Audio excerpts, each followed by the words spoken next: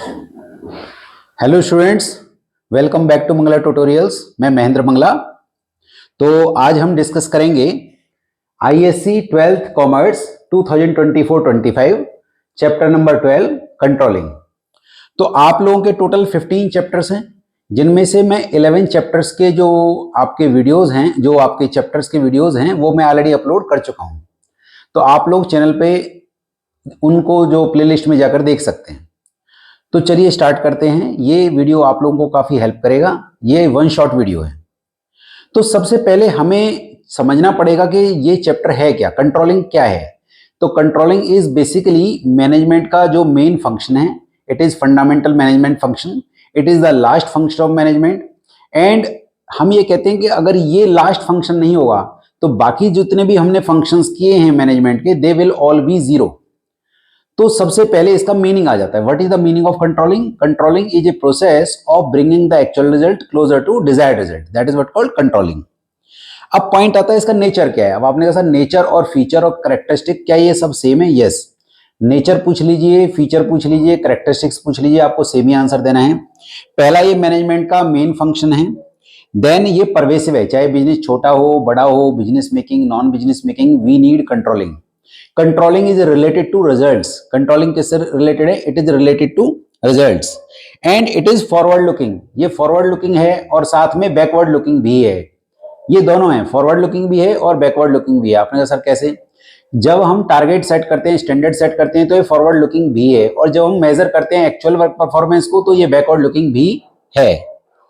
इसके अलावा ये गोल ओरिएंटेड है, ये मैं आपको बता चुका हूं। तो मैंने आपको इन टोटल कितनी फीचर्स बताई?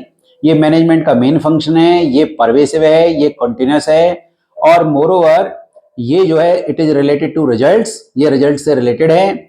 और इसके अलावा हम बात करेंगे कि ये फॉरवर्ड लुकिंग भी है और ये बैकवर्ड लुकिंग भी है। तो ये इसकी फीचर्स हो गई। अगला है इंपोर्टेंस क्या है। देखिए, कहते हैं कि आपका जो भी ऑर्गेनाइजेशन है, अगर उसमें आपने बहुत अच्छी प्लानिंग करी पर कंट्रोलिंग अच्छी नहीं है, तो planning will be useless, it will be fruitless without controlling. तो इसका मतलब ये हो गया कि आपकी अच्छी से अच्छी प्लानिंग भी अच्छी कंट्रोलिंग के बिना बेकार हो जाएगी। तो ये आपके ऑर्गेनाइजेशनल गोल्स को अचीव करने में हेल्प करेगा। इसका मतलब हम यहाँ टारगेट सेट करेंगे। इसके अलावा हम अपने रिसोर्सेज का बेस्ट यूज पॉसिबल है, जो आपके जितने भी रिसोर्सेज होंगे ऑर्गेनाइजेशन में, उनका बेस्ट यूज पॉसिबल किसके थ्रू होगा? कंट्रोलिंग के थ्रू। क्योंकि आप टारगेट सेट करके उनको देंगे और वो उन टारगेट्स को अचीव करने के लिए पूरे फुल एफर्ट्स करेंगे। इसके अलावा इसमें आपका जो एम्प्लॉइज है उनका मोरल भी बूस्ट होगा। आपने कहा सर एम्प्लॉइज का मोरल कैसे बूस्ट होगा? जब आप उनको टारगेट देते हैं और वो टारगेट्स को अचीव करते हैं, तो उनका जो कॉन्फिडेंस लेवल है वो जंप करता है। इसके अलावा आपका सुपरविजन जो है सिंपल हो जाता है, इजी हो जाता है। सुपरवाइजर को पता है कि हमने इनको क्या टारगेट दे रखे हैं और हमें क्या चेकिंग करनी है कि वो टारगेट अचीव हुआ या नहीं हुआ। तो इसके अलावा भी अगर आप कुछ नए नए चेंजेस अगर ऑर्गेनाइजेशन में हो रहे हैं, कुछ नए टारगेट्स आ गए हैं, तो अकॉर्डिंगली आप अपनी कंट्रोलिंग के अकॉर्डिंगली उसको मैनेज कर सकते हैं। तो इसका मतलब हमें क्या फायदा हुआ इसका? इसमें हमारे जो जो गोल्स हैं उनको अचीव करना इजी हो जाएगा। इससे हमारा जो और रिसोर्सेज का बेस्ट यूज होगा। इससे एम्प्लॉइज का मोरल बूस्टअप हो जाएगा। नए नए आने वाले चेंजेस के साथ ऑर्गेनाइजेशन को आप कोप अप कर सकते हैं। तो ये इसकी इंपोर्टेंस हो जाएगी। आपने कहा सर फिर इसकी कुछ कमियां भी होंगी। सबसे बड़ी कमी तो यही है कि क्योंकि हम इसमें टारगेट सेट करते हैं, तो कई बार जो एम्प्लॉय होते हैं वो एक तरह से दे आर नॉट कंफर्टेबल। हम बोलेंगे, क्या बोलेंगे हम? They are not comfortable, that is resistance from employees. Employees से रेसिस्टेंस मिलेगा। मोरओवर जो स्टैंडर्ड सेट करना है वो it's not an easy task, क्योंकि स्टैंडर्ड जब हम सेट करते हैं तो दो टाइप के होते हैं, क्वांटिटेटिव एंड क्वालिटेटिव। तो जो क्वांटिटेटिव होते हैं वो होते हैं नंबर बेस्ड, और क्वालिटेटिव होते हैं जैसे मान लीजिए हमने कहा कि हम अपने एम्प्लॉइज के मोरल को बूस्टअप कर देंगे, उनको ऑनेस्ट बना देंगे, उनको लॉयल बना देंगे, तो ये आपका क्वालिटेटिव स्टैंडर्ड हो गया। तो ये स्टैंडर्ड सेट करना भी इतना आसान नहीं है। क्वांटिटेटिव स्टैंडर्ड आप सेट कर सकते हैं, बट क्वांटिटेटिव स्टैंडर्ड में भी अगर आपने बहुत हाई स्टैंडर्ड सेट कर दिए तो वो कभी अचीव ही नहीं होंगे, और अगर आपने छोटे टारगेट सेट कर दिए तो वो हर बार अचीव हो जाएंगे। ये कॉस्टली प्रोसेस है, टाइम कंज्यूमिंग है, क्योंकि आपको इसमें टाइम भी लगेगा कंट्रोलिंग करने में, और फिर इसमें कॉस्ट भी आएगी, मैनेजर को आपको सैलरी भी देनी पड़ेगी। तो ये इसकी लिमिटेशंस हैं। इसके अलावा भी कंट्रोलिंग का एक लिमिटेशन ये है कि एक्सटर्नल फैक्टर्स, जैसे मान लीजिए आपने तो टारगेट एम्प्लॉइज को दिया था पर गवर्नमेंट पॉलिसी में चेंज आ गया, रॉ मटेरियल खत्म हो गया, तो एक्सटर्नल फैक्टर्स पे आपका कोई जोर नहीं है। तो ये मैंने डिस्कस किया आपसे अब तक मीनिंग, फिर मैंने उसकी फीचर्स डिस्कस की, उसकी इंपॉर्टेंस डिस्कस की, फिर लिमिटेशंस डिस्कस की। अगला है रिलेशनशिप क्या है प्लानिंग और कंट्रोलिंग का। कहते हैं planning is the first function, controlling is the last function, ठीक है। और planning is looking forward, controlling is looking back. तो ये तो आपके हो गए एक तरह से, ये भी एक रिलेशन है। इसके अलावा हम बोलते हैं कि प्लानिंग जो है लुकिंग बैक भी है। आपने कहा सर प्लानिंग लुकिंग बैक कैसे है, कि जब हम प्लान आउट करते हैं तो बैक को, प्रीवियस टाइम्स को देखकर ही करते हैं। और जो आपका जो कंट्रोलिंग है वो लुकिंग फॉरवर्ड भी है, क्योंकि जब हम कंट्रोलिंग में स्टैंडर्ड सेट करते हैं तो वो फॉरवर्ड लुकिंग भी है। तो ये इनका इंटर रिलेशनशिप है। एक और हम बात करते हैं, planning is useless without controlling and controlling is blind without planning. मैं रिपीट कर देता हूं, प्लानिंग जो है वो यूजलेस है विदाउट कंट्रोलिंग, एंड कंट्रोलिंग क्या है, controlling is blind without planning.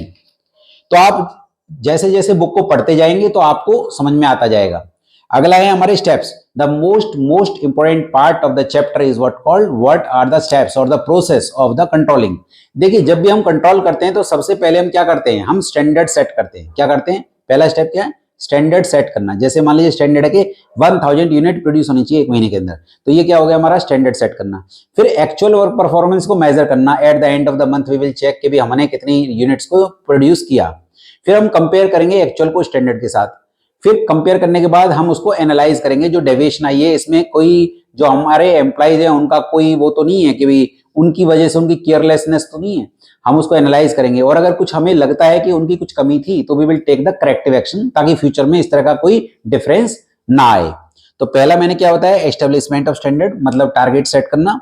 फिर measurement of actual work performance, compare मतलब देखना कि कितना हमने अचीव किया। फिर कंपेयर करना उसको एक्चुअल को स्टैंडर्ड के साथ। फिर identifying the causes of deviation, deviations को एनालाइज करना, मतलब डेविएशंस के क्या रीजंस रहे।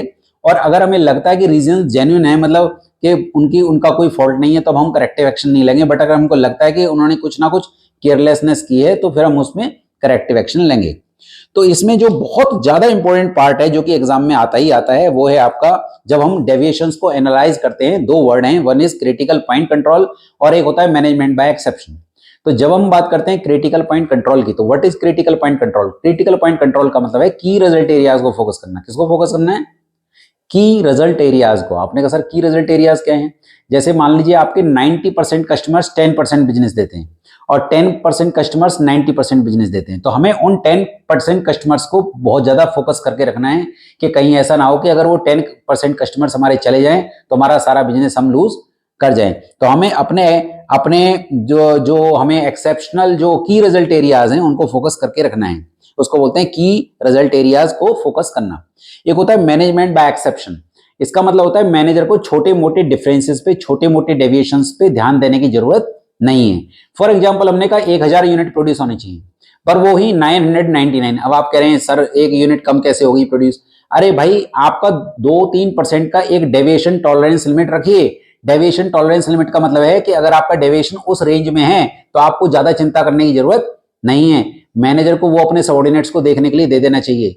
बट अगर उस रेंज से बाहर डेविएशन चला जाता है तो ये है मैनेजमेंट बाय एक्सेप्शन। अब मैनेजर को थोड़ा सा एक्शन लेना पड़ेगा, मैनेजर को देखना पड़ेगा ये डेविएशन क्यों आया। That is what called management by exception.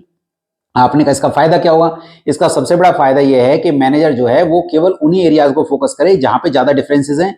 इससे वो उसकी एफिशिएंसी बढ़ेगी, उससे उसका जो कॉन्फिडेंस लेवल बढ़ेगा, इससे वो ज्यादा अच्छे डिसीजंस ले पाएगा, इससे वो अपने रिसोर्सेज का बेस्ट यूज कर पाएगा।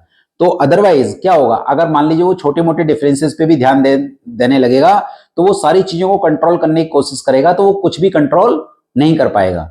तो उसकी कंट्रोलिंग को बेस्ट बनाने के लिए जरूरी है कि वो छोटे मोटे डिफरेंसेस पे ध्यान ना दे। तो इससे उसका टाइम भी सेव होगा, उसके एफर्ट्स भी सेव होंगे। तो लास्ट हमारा टॉपिक आ जाता है span of control. Span of control काफी इंपॉर्टेंट है। स्पैन ऑफ कंट्रोल जो है वो ये कहता है कि एक पर्टिकुलर पर्सन कितने लोगों को इजीली मैनेज कर सकता है, कि मतलब एक पर्सन को मैक्सिमम कितने लोग रिपोर्ट कर सकते हैं। तो that is what called span of control.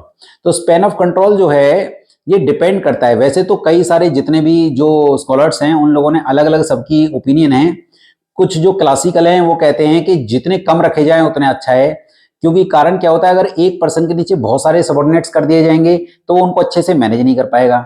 और अगर कम रख दिए जाएंगे तो फिर क्या होगा, आप अपने मैनेजर का बेस्ट यूज कर नहीं पा रहे हैं। अगर मान लीजिए एक पर्सन के नीचे आपने 1 या 2 को ही रखा जबकि वो 5 या 6 को भी मैनेज कर सकता है, तब फिर आप उसका बेस्ट यूज नहीं कर पा रहे हैं। और अगर आपने ज्यादा रख दिए तो फिर इज ऑफ नो यूज, वो इतने सारे लोगों को मैनेज कर ही नहीं पाएगा, इतने सारे लोगों को ऑर्डर कर ही नहीं पाएगा।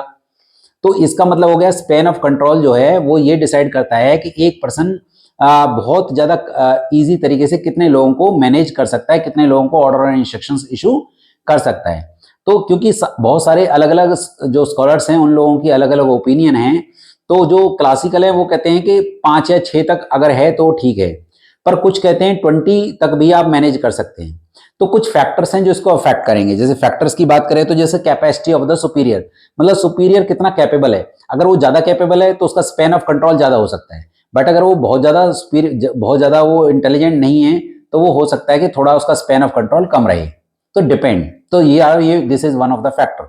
Then is ability of the subordinate, अगर उसकी सबॉर्डिनेट की एबिलिटी ज्यादा है तो फिर आप उस केस में ज्यादा लोगों को मैनेज कर पाएंगे, बट उसकी एबिलिटी ज्यादा नहीं है तो फिर आप कम लोगों को ही मैनेज कर पाएंगे, क्योंकि आपको फिर ऑर्डर और इंस्ट्रक्शंस अकॉर्डिंगली देने पड़ेंगे, क्योंकि वो ज्यादा इंटेलिजेंट नहीं है। देन नेचर ऑफ वर्क, अगर नेचर इजी है, रूटीन जॉब है, तो आप ज्यादा लोगों को भी मैनेज कर पाएंगे, बट अगर इजी और रूटीन जॉब नहीं है तो फिर आप छोड़कर आपका स्पैन ऑफ कंट्रोल भी कम रहेगा। और एक काफी इंपॉर्टेंट है वो आपका जो है कि आपका नेचर ऑफ वर्क तो मैंने बता दिया, 3 मैंने बताया, एक तो कैपेसिटी ऑफ द सुपीरियर, एक आपको मैंने बताया जो आपका एबिलिटी ऑफ द सबॉर्डिनेट, मैंने एक आपको बताया नेचर ऑफ वर्क।